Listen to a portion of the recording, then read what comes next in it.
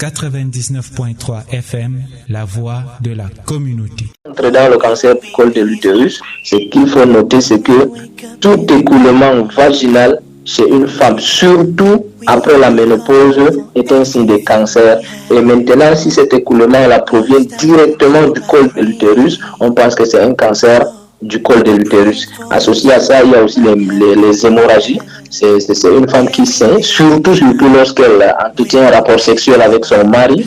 Et après le rapport, elle saigne toujours. Après le rapport, elle saigne, ça veut dire qu'il y a un problème derrière. 99.3 FM, la voix de la communauté. Et il faut noter aussi la présence des masses. C'est une femme qui va venir vous dire, docteur, je sens comme s'il y a une boule, il y a une masse au niveau de mon vagin et ça pèse. Et ça m'empêche d'uriner et ça peut m'empêcher même de faire les selles lorsque c'est grand. Et il y a la douleur aussi qu'on peut noter.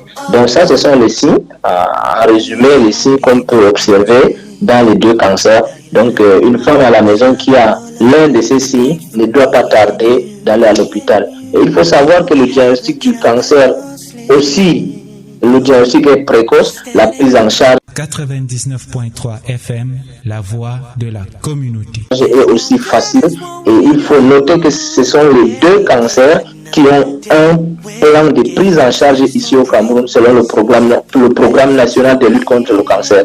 Donc un malade qui a ceci arrivé à l'hôpital, si ce n'est pas avancé, on peut guérir du cancer.